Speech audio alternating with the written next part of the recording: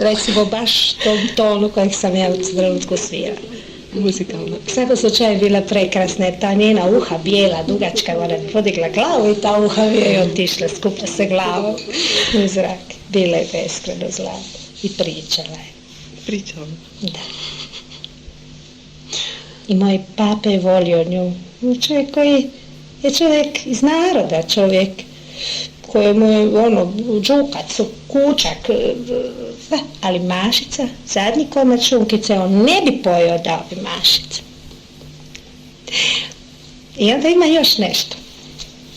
Moji su recimo, imala sam jedne godine, dok je Maša bila u punoj snazi, imala sam moje neke prijateljice francuskinje koje su bili moji gosti u Dubrovniku i ja samo mašica, pa onda opet ništa, pa opet mašica i stalno mašica na krilu i mašica u mislima i mašica na jeziku.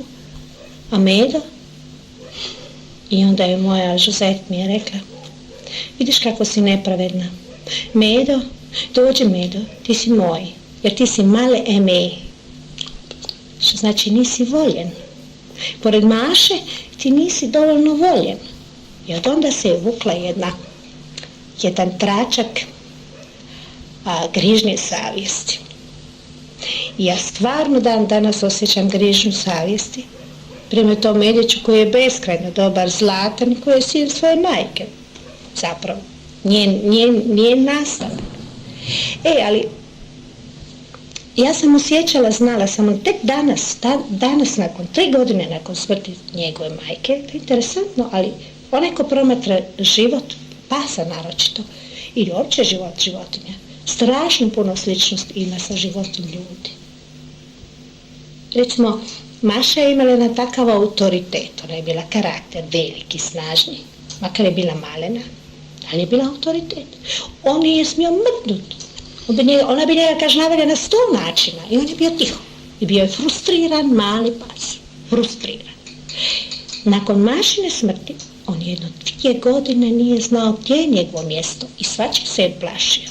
Makar smo ga okružili ljubavlju, mislim, normalno, još većom, ali on kao da je znao da taj višak ljubavi koji se njemu daje ne pripada njemu. I dan danas kad me ovako sjedi pa me gleda, koji putom vođe sjedi i gleda me, uvijek se pitam, Bože, da li on to zna? Ali on zna. On negdje u svom malom mozgu zna. Ali je beskrajno drag. Recimo, ja nešto radim po kući, sjedim, pišem ili sviram ili kuham ili nešto radim i zaboravim na njega i njegovo prisustvo, on je uvijek tu. Ali on ne zaboravlja mene. On kad god prođe ili kroz kuhinju ili kroz dnevnu sobu ili kroz sobu moju radnu ili ne znam, on uvijek prođe i lizne me. Kao neki mali lahor, tek toliko da ja znam da je on tu. Sila.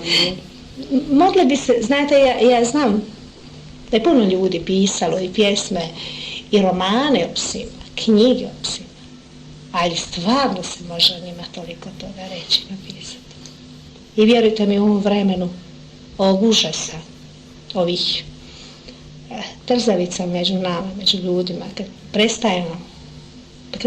sve više prestajemo biti ljudi, a postajemo nešto što nije ni životinski, nešto grozno, nešto nedostojno čovjeka, okrećem se tim bićima sa nadom da ljudi shvate koliko dobar može biti pas, pa da eventualno uzmu i usvoje nešto od njihove dobrote. Slušate i dalje emisiju Kućni ljubimci.